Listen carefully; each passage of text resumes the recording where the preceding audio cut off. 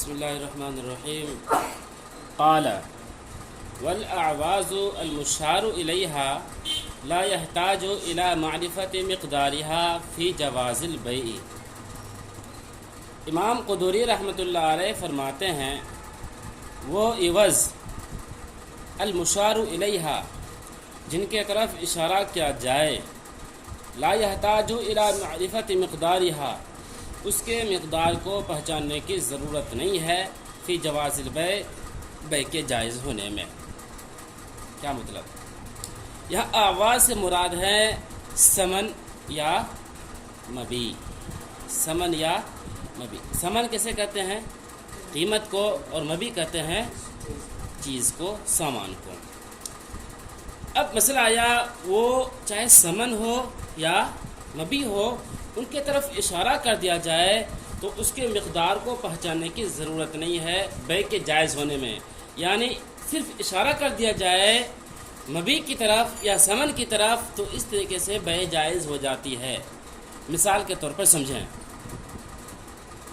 کسی نے کہا وہاں پر جو گیہوں رکھا ہوا ہے میں نے اس کو بیچ دیا، اور دوسرے نے کہا میرے پاس جو ہاتھ میں روپے ہے اس کے بدلے میں نے خرید لیا۔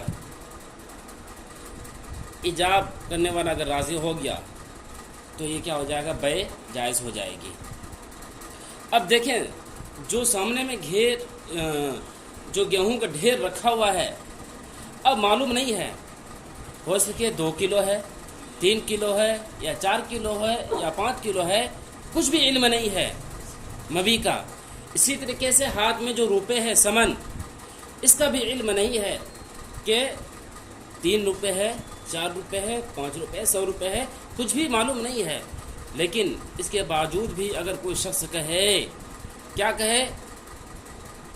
بائع کہے کہ وہ جو گیہوں رکھا ہوا ہے وہاں پر میں نے اس کو بیچ دیا، اور کوئی دوسرا شخص مشتری کہے کہ میرے پاس جو ہاتھ میں روپے ہے اس کے بدلے میں خرید لیا، تو اس طریقے کی بیع جائز ہو جائے گی۔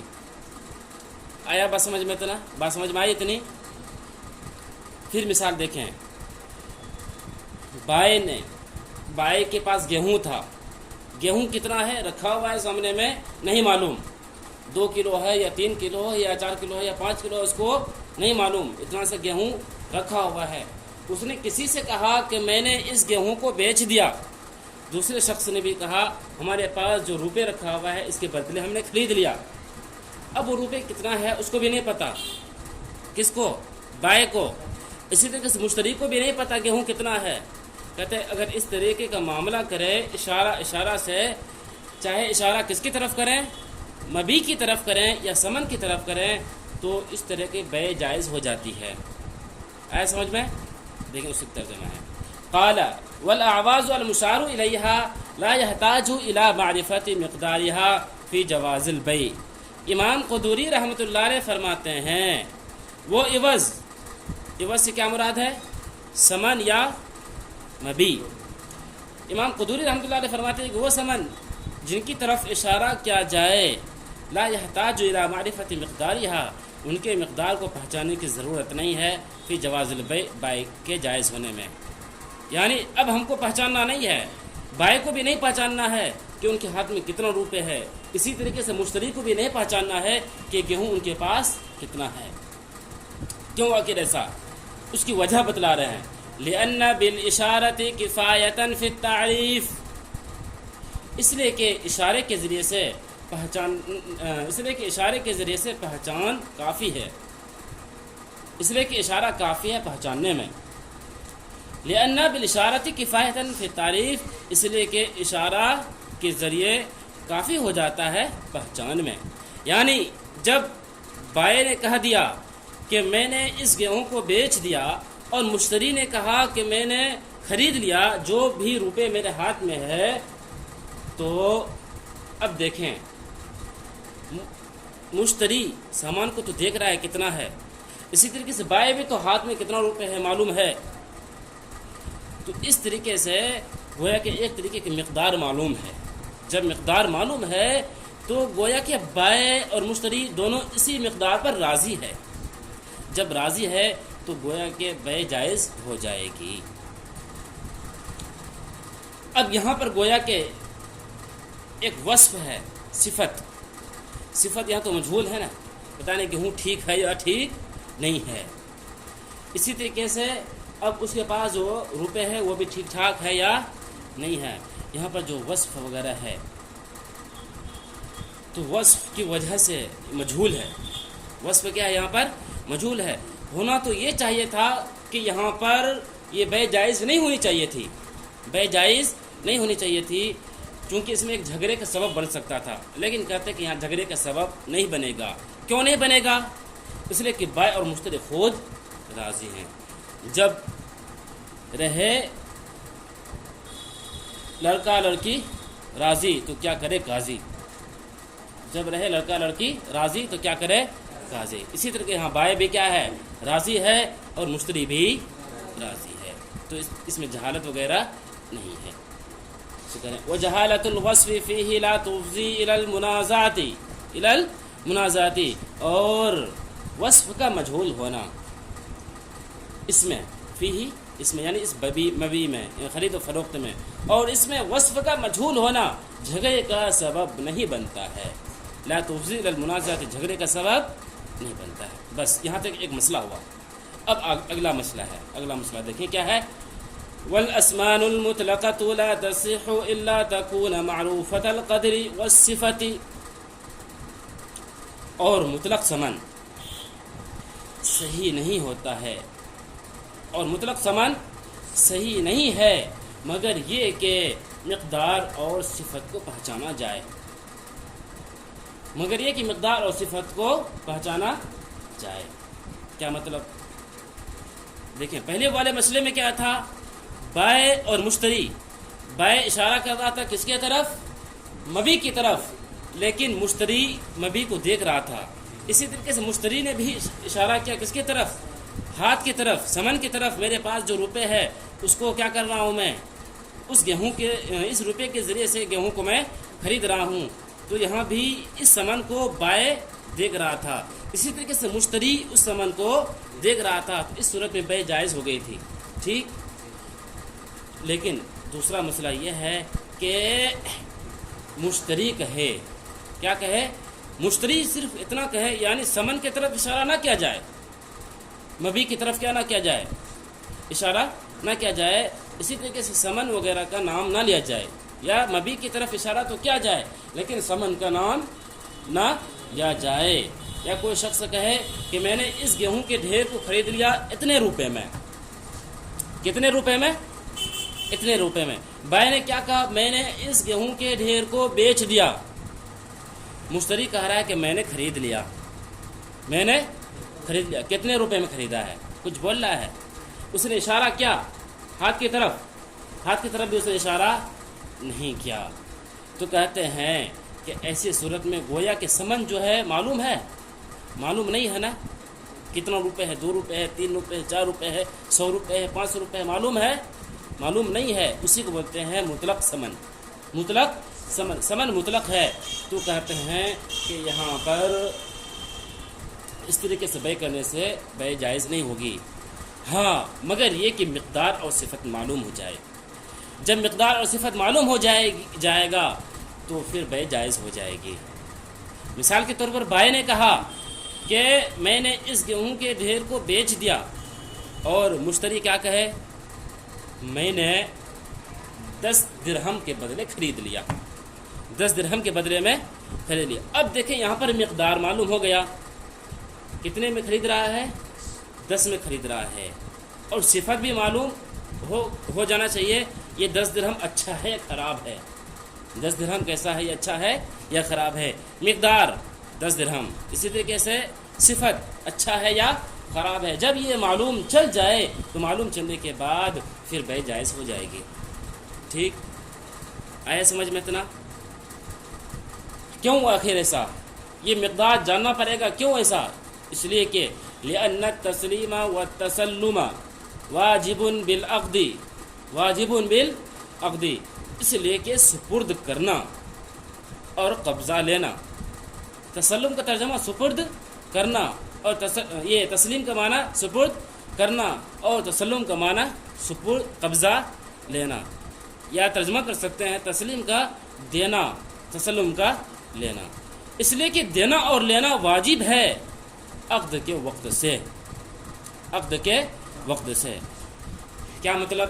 یعنی بائع اور مشتری جب سامان کو خرید لیا، بائع کے ذمے میں کیا بنتا ہے کہ مشتری کو مبیع دے دیں، اسی طریقے سے مشتری کے ذمے میں کیا عائد ہوتی ہے کہ ہم ثمن بائع کو دے دیں، آتا ہے یا نہیں؟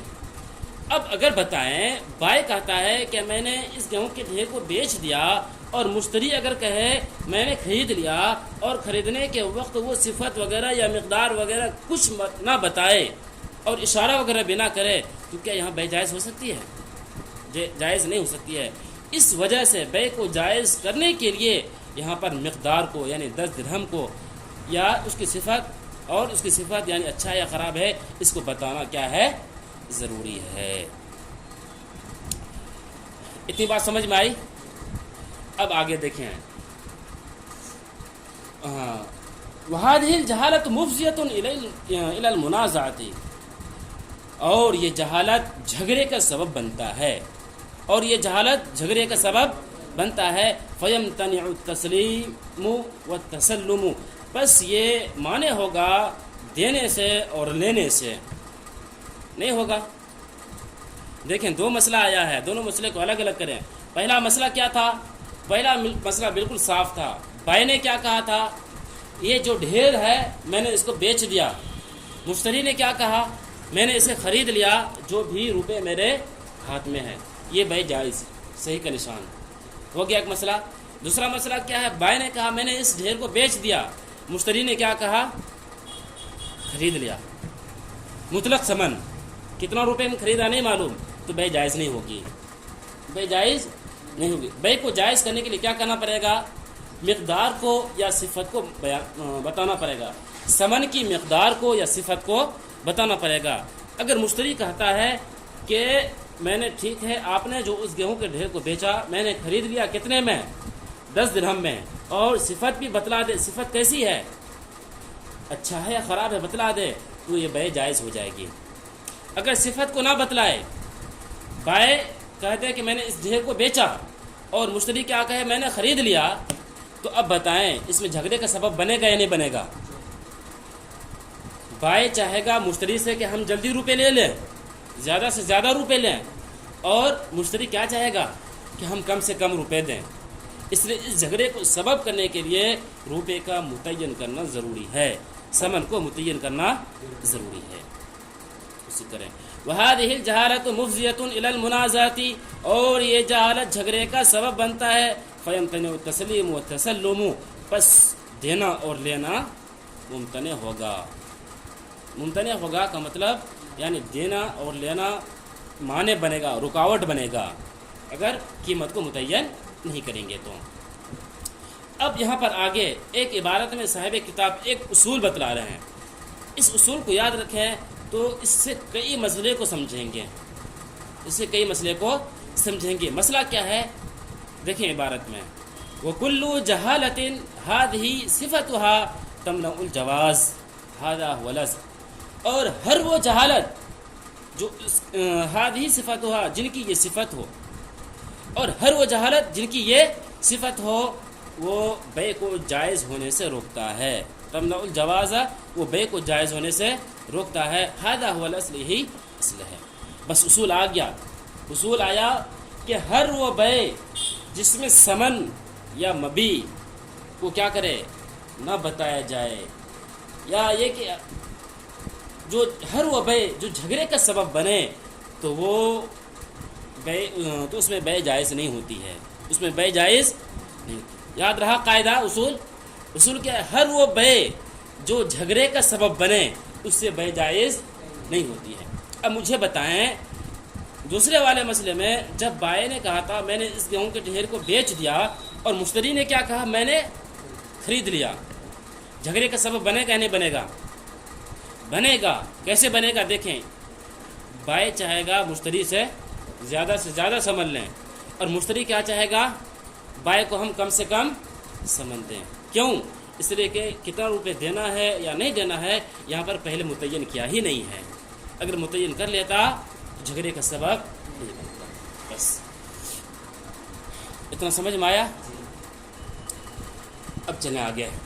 قال امام قدوری رحمۃ اللہ علیہ فرماتے ہیں وَيَجُوزُ الْبَيْعُ بِثَمَنٍ حَالٍ وَمُؤَجَّلٍ اذا كان الاجل معلوما. امام قدوری رحمۃ اللہ علیہ فرماتے ہیں کہ بیع جائز ہے نقد اور ادھار ثمن کے ذریعے.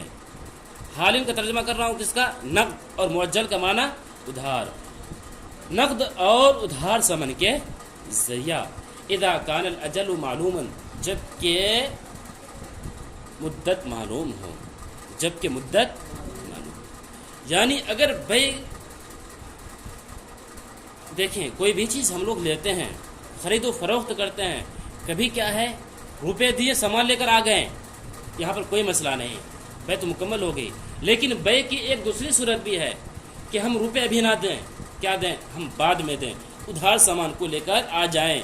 کہتے ہیں اگر کوئی بھی شخص سامان کو ادھار لے کر آتا ہے تو اس طرح کی بیع کیا ہے, بیع جائز ہے, بیع کر سکتا ہے. لیکن شرط ہے کہ یہ ادھار جو سامان لے کر آئے ہیں اس کا مدت معلوم ہونا چاہیے, اس کا وقت معلوم ہونا چاہیے, کتنے دن کے لیے لیے ہیں, 1 دن کے لیے, 2 دن کے لیے یا 3 دن کے لیے, کتنے دن کے لیے لیے ہیں, اس وقت کو معلوم ہونا ضروری ہے. اس کی دلیل دے رہے ہیں قرآن سے. لِإِطْلَاقِهِ قَوْلِهِ تعالی, اس لیے کہ اللہ تبارک و تعالی کا قول مطلق ہے. کیا مطلق ہے؟ دیکھیں ابھی سمجھ میں آئے گی بات. وَأَحَلَّ اللَّهُ الْبَيْعَ, یہ قرآن کی عبارت ہے, یہ قرآن کی آیت ہے. کیا ہے؟ وَأَحَلَّ اللَّهُ الْبَيْعَ, اللہ تبارک و تعالی نے بیع کو حلال قرار دیا. دیکھیں کیا ہے, اللہ تبارک و تعالی نے بیع کو حلال قرار دیا. کیا اس آیت میں یہ بات آئی ہے کہ ادھار خریدنا ہے یا نقد کے ذریعے خریدنا ہے؟ بات ہے نہیں ہے, بلکہ مطلق رکھا گیا ہے. جب مطلق رکھا گیا ہے تو معلوم چلا اگر کسی بھی چیز کو خریدیں گے تو نقد یعنی فوراً روپے دے دیں گے تب بھی جائز ہے, اور اگر ادھار خریدیں تو تب بھی جائز ہے. دونوں صورت جائز ہے. دلیل سمجھ میں آئی قرآن سے؟ دلیل بات سمجھ میں آئی؟ کیا ہے وَأَحَلَّ اللَّهُ الْبَيْعَ, اس لیے کہ اللہ تبارک و تعالیٰ نے بیع کو حلال قرار دیا ہے. یہاں پر بیع یعنی خرید و فروخت جو ہے, یہاں پر آگے اس کی کچھ صفت نہیں ہے کہ یہ جو ہم خرید و فروخت کریں گے یہ روپے ہی کے ذریعے خریدنا پڑے گا. یہاں پر یہ لکھا ہوا نہیں ہے, بلکہ اس کو مطلق ہے, چاہے تو روپے کے ذریعے سے خریدیں یا ادھار خریدیں تو یہ جائز ہے. اب دیکھیں ایک مثال حدیث سے بھی پیش کر رہے ہیں صاحب کتاب. وعنہ علیہ السلام, اور نبی کریم صلی اللہ علیہ وسلم سے ہی مروی ہے, انہ اشترى من یہودی طعاما الى اجل ورہنہ درعہ. ایک نبی کریم صلی اللہ علیہ وسلم نے ایک یہودی سے غلہ خریدا. طعام سے مراد غلہ, کھانا سے مراد ہے یہاں پر غلہ. غلہ سے مراد اناج, اناج سے مراد یعنی گیہوں وغیرہ, آٹا وغیرہ, جس کو کہتے ہیں اناج وغیرہ. کہ نبی کریم صلی اللہ علیہ وسلم نے ایک یہودی سے غلہ خریدا الی اجل, وقت مقررہ تک یعنی متعین دن تک. ورہنہ درعہ, اور ان کے پاس اپنا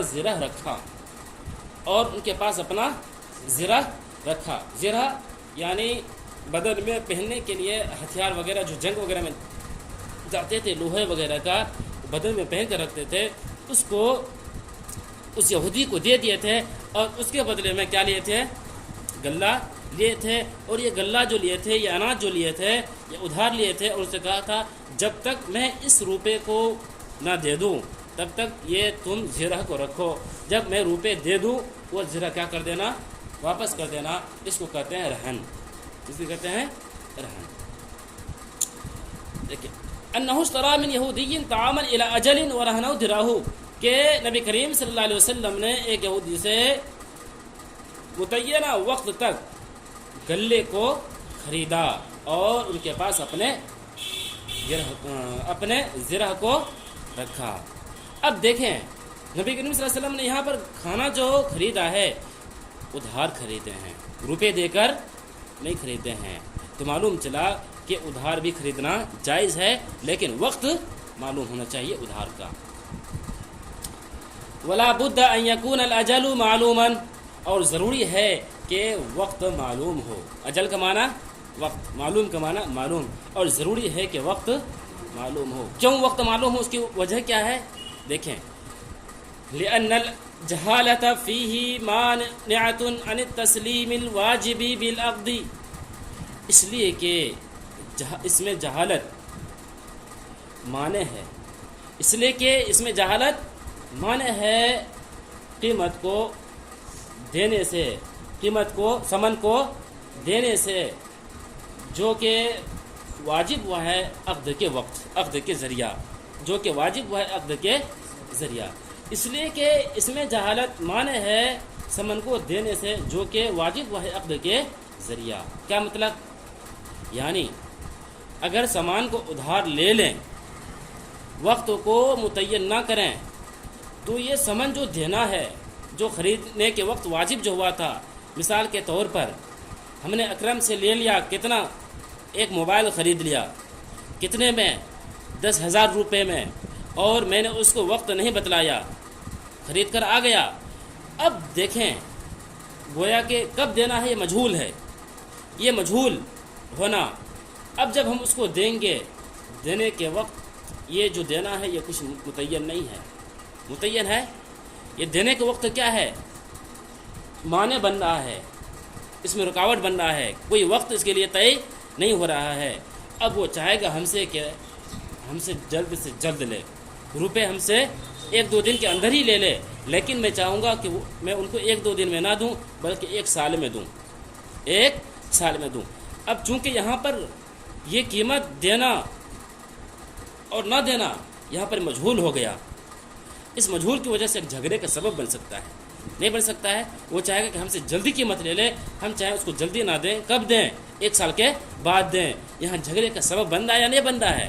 اور اس سے پہلے ہم اصول پڑھ رکھے ہیں نا، ہر وہ بے جو جھگڑے کا سبب بنے اس سے بے فاسد ہو جاتا ہے، ختم ہو جاتا ہے۔ اس لیے جب بھی ادھار بے کریں گے تو وقت کا متعین ہونا ضروری ہے۔ وقت معلوم ہوگا تو بے جائز ہوگی، اور اگر وقت معلوم نہ ہو تو بے جائز نہیں ہوگی۔ لأن الجہالۃ فیہ مانعۃ عن التسلیم الواجب بالعقد، اس لیے کہ اس میں جہالت مانع ہے ثمن کو دینے سے، جو کہ عقد کے وقت واجب ہوا، عقد کے ذریعہ واجب ہوا۔ فہذا یطالبہ بہ فی قریب المدہ، بائع اسے قریب مدت میں لینا چاہے گا، بائع اسے قریب مدت میں لینا چاہے گا، یعنی قریب مدت میں لینا چاہے گا، مطلب یعنی جلد سے جلد روپے وہ لینا چاہے گا۔ وَهَذَا يُسَلِّمُ فِي بَعِيدِهَا، اور مشتری اسے بعد میں دینا چاہے گا۔ آئے بات سمجھ میں؟